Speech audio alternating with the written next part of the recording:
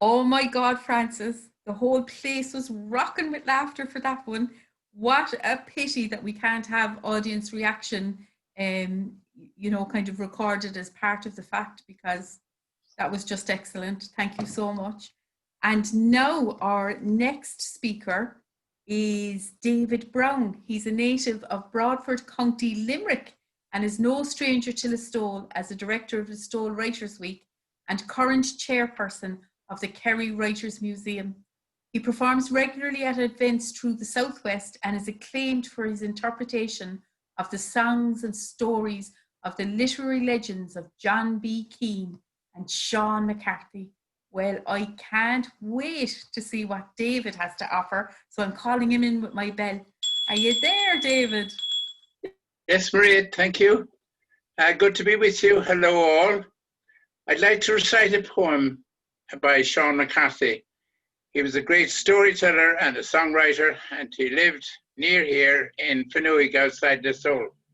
He penned some of Ireland's favourite ballads, including Shanna Golden, Red-Haired Mary, Step It Out Mary, in Shame, Love and Shane, that they were recorded by individuals and groups like Christy Moore, Peggy Sweeney, Danny Doyle, Tommy Makem and the Clancy Brothers, Johnny McAvoy and the Wooltones, and many, many more.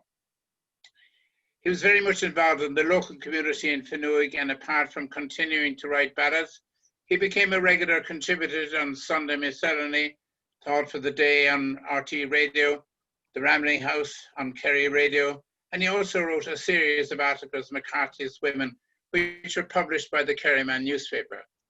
He had an extraordinary insight into the Irish rural psyche, and in this poem, Darling Kate, it emphasizes the tragedy of a young girl being forced to marry an older man for money. Your face is fairer, Kate, now you're nearly 21. Though I hesitate to spoil your dreams, now your life has just begun. But your father, he's much older now, and I'm far from strong. And that dowry from John Hogan would help us all along. Just think of it, my darling Kate.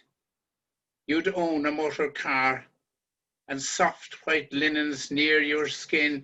You'd travel near and far, and Hogan's land stretches far and wide from Rahee to Derrybeg, and sheep and sows and fine fat cows. Pyjamas for your bed? I know he's weak and skinny, and his looks are not the best, but your beggars can't be choosers when you're feathering your nest.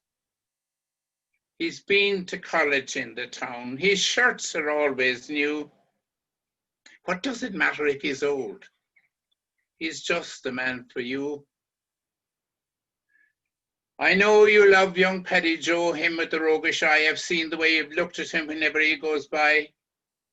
I must admit he's handsome, but he doesn't own a car, and he likes to drink and fight all night beyond in Sheehan's bar. Did I ever tell you, Kate, that I was pretty too? And the summer days seemed longer then, and the skies were always blue, and your father, well, I had just turned 19 and he was 63. But he owned the land in which we stand, and he seemed the man for me. There was a lad who lived next door I loved with all my might, and his face forever haunted me when your father held me tight. Oh, I long, dear Kate, for the soft touch of his hand. But young love is no substitute for 10 acres of fine land. Ah, you'll wear a long white dress and a red rose in your hair, and I will throw confetti and the whole town will be there, and you will make a promise to honor and obey, and I will stand at your right hand and sell my love away. Ah, tears are not for daytime, Kate. They're only for the night. And one day you'll have a daughter too, and teach her wrong from right. and teach her all that matters, and pray guidance from above, that one day when she's 19, she might marry just for love. Thank you.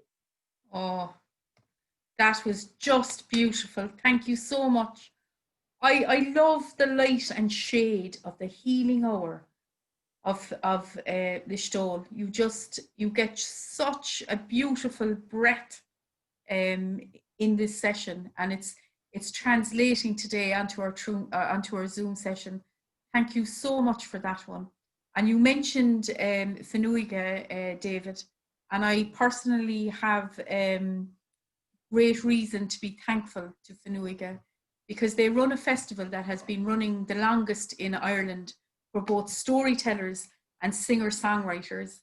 And it's a place to safely show your wares, but it also encourages you so much by knitting you together with a great community of storytellers and songwriters.